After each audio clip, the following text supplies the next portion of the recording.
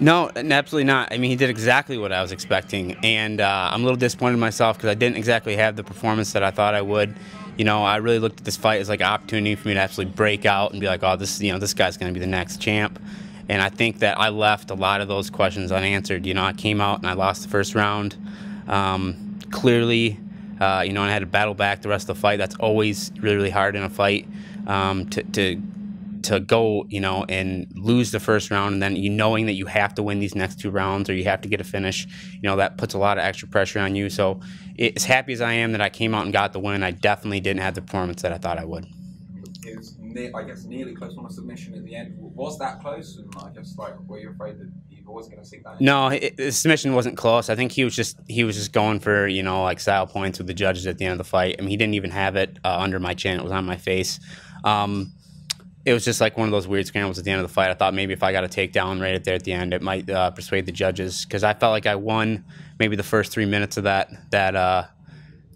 last round, and then the next 2 minutes were kind of up in the air. I was hitting him, he was hitting me, and then he got me on the cage, and obviously that's an advantageous position for him. So yeah, definitely the most disappointed I've ever been, after winning a fight.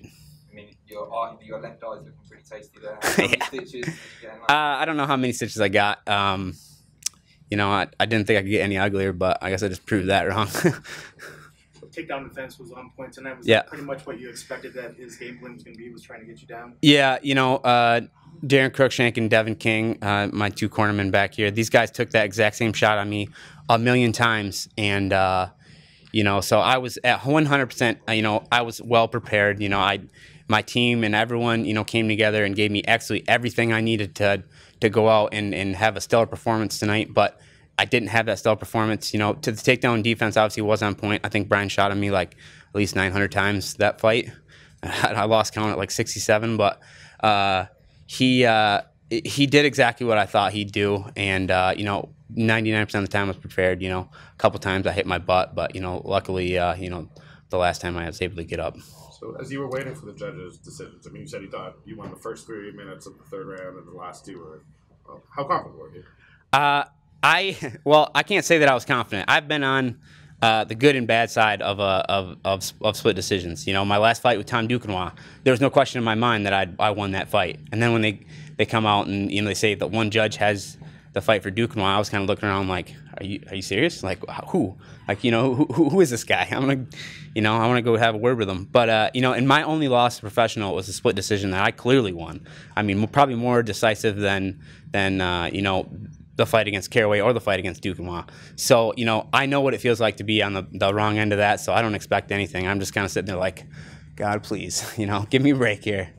So, I mean, but I do feel like I did enough to win the fight. You beat the number 7 guy. You kind of said it. You said you were going to prove that you're among the best in the world. I mean, you feel like you're there right now. And I mean, does that mean that there's a name out there? Or is it top 5 you want? I mean, what are you looking for? I was going to go out and call a bunch of people out. And after that performance, I think I need to go back to the gym and I need to work my ass off and I need to get better, because that performance, and if I'm being honest with myself, that's not the performance that gets me in the top 10, that gets me into that contender range. And that's where I want to be, and that's where I have to be. That's where I see myself as an athlete. I see myself as one of the best in the world. I'm going to be a world champion someday, and the performance I had tonight does not prove that. So I won, but at the same time, in my head, I kind of feel like I lost, because I know that I have more than that. That kind of one of the points. I know you had said that if you beat him, he's number 7, you should be number 7. Yep. It says that you, I mean, I should. I feel like I probably should be number 7 now, but should be at least top 15 at least now. Right? Yeah. Well, I mean, I feel like you beat number 7. I feel like you should take his place, but I don't know how those rankings work. I don't even want to pretend to know how that works. Do you feel like maybe some vindication here, because you've been pretty loud about being one of the best, and usually when someone comes in, you kind of work your way, but you've been saying from, the last 2 fights that you're one of the best, and now here you just beat a top 10 guy. Like, okay, maybe the fight didn't go the way you wanted, or you wanted to be more dominant, but you're proving your point here with these wins. Absolutely. I mean, I always say that you're not trained to be the best in your best day, you're trained to be the best in your worst day. Tonight I didn't have a good night. I still came out and beat the number 7 guy in the world. I mean, that should speak for itself. I don't feel like there's a lot of guys at bantamweight that can beat me. There's a hand. For the performance like that, there's a handful of guys that can beat me. But if I come out firing on all cylinders, I'm not sure there's anybody at the bantamweight division that can beat me. So, I just got to regroup. I got to, figure out what I did wrong. I need to watch that fight. I need to study it. I need to come back. I need to come back, the animal that I know that I am, and I need to prove to everyone. And, whether I get, a guy in the top 5 like John Lineker, that's a name that I've tossed around and thought about fighting, or anybody in the top 15. Brett Johns is a guy that, I could, potentially want to fight, because I don't really feel like he necessarily belongs, where he is. And there's a lot of other guys. There's a lot of other guys. I mean, there's so many talented guys in the bantamweight division, but I've always wanted to move up. I've always wanted to continue to climb. I didn't want to be one of those guys that, would fight a tough guy and then, do okay and then go fight nobody and never go anywhere. I wanted to be a guy that literally swept into the bantamweight division and was in that contender series, kind of like Cody Garbrandt did. Just curious, you and Daniel Cormier squash your beef? I never really had any beef with Daniel Cormier. That it was just basically something I said. I was like, after I watched it, I just watched the fight for the first time. I heard the commentators, they were kind of dogging me and saying that, like, I couldn't, compete with Duke and Juan on my feet. And I was like, a little butthurt about it, And in this sport, being butthurt, is not, like, don't ever do that. You shouldn't ever do that.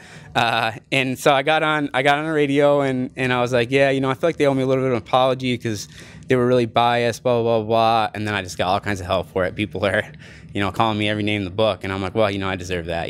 This isn't a sport for crybabies. And, I learned my lesson pretty fast. But no, I never really had any beef. But he did apologize, right? He did. He didn't have to, but he did. Daniel's a good dude. Joe Rogan too. They're just doing their job. I know better than to say. Are you like anxious to listen back to the commentary for this one? No. I learned my lesson there. I don't care what they say. I don't care if they're dogging me the whole time. I won't be mad at them for it. They're just doing their job. But I think they might be a little nicer than me. I got to see the fight though. I mean, my eye's pretty messed up. I think maybe I did get hit a little more times than I thought I did. How many stitches? I don't know. You don't know? I don't know. 12? 12 stitches? 12. Really? It's completely numb. I can't feel anything. You can smack me. I wouldn't even know. Thank you. We good? All right. Thanks, guys. Thank you.